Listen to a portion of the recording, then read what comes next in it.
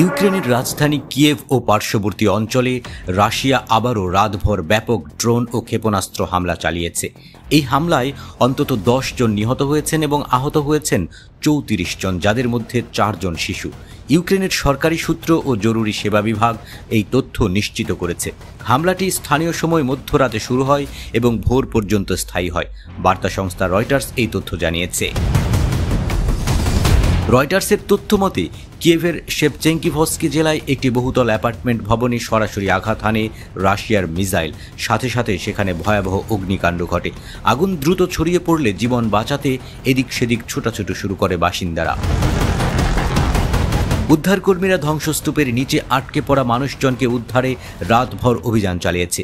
শিশুদের মধ্যে কয়েকজনকে আশঙ্কাজনক অবস্থায় হাসপাতালে নেওয়া হয়েছে।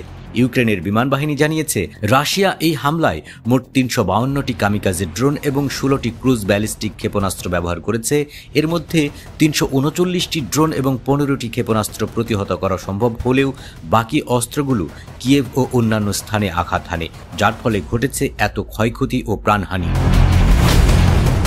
শুধু কিয়েভ ও আশেপাশের এলাকা নয়, একই দিন ওডেসা অঞ্চলেও ক্ষেপণাস্ত্র হামলা চালিয়েছে রুশ সেনারা। এই হামলায় অন্তত 2 জন নিহত এবং 12 জন আহত হয়েছে। কৃষ্ণসাগর উপকূলবর্তী এই শহরটিও রাশিয়ার হামলার লক্ষ্যবস্তু হয়ে উঠেছে সাম্প্রতিক মাসগুলোতে। বিশ্লেষকদের মতে এসব হামলা কেবল সামরিক সুবিধা অর্জনের লক্ষ্যেই নয়, বরং ইউক্রেনের সাধারণ মানুষের মনোবল ভেঙে দেওয়ার জন্যও চালানো হচ্ছে। আবাসিক ভবন, হাসপাতাল, শিশু কেন্দ্র এসব স্পর্শকাতর লক্ষ্যবস্তুতে রাশিয়ার বারবার হামলা আন্তর্জাতিক আইন ও মানবাধিকারের পরিপন্থী বলে অভিযোগ করেছেন অনেক বিশ্লেষক। গত কয়েক সপ্তাহ ধরেই কিয়েভ ও অন্যান্য শহরে রাশিয়ার হামলা বেড়েছে। ইউক্রেনের প্রেসিডেন্ট ভলোদিমির জেলেনস্কি এই হামলাকে বেসামরিক জনগণের বিরুদ্ধে যুদ্ধ বলে আখ্যা দিয়েছেন এবং আন্তর্জাতিক সম্প্রদায়ের কাছ থেকে আরও কঠোর প্রতিক্রিয়ার আহ্বান জানিয়েছেন। এই ঘটনায় ইউক্রেন জুড়ে আতঙ্ক ও ক্ষোভ ছড়িয়ে পড়েছে।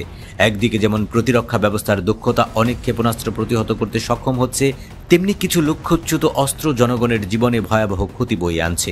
বিশেষজ্ঞরা মনে করছেন, যুদ্ধ যত দীর্ঘায়িত হচ্ছে ততই বেসামরিক জনগণের জীবন আরও অনিরাপদ হয়ে পড়ছে।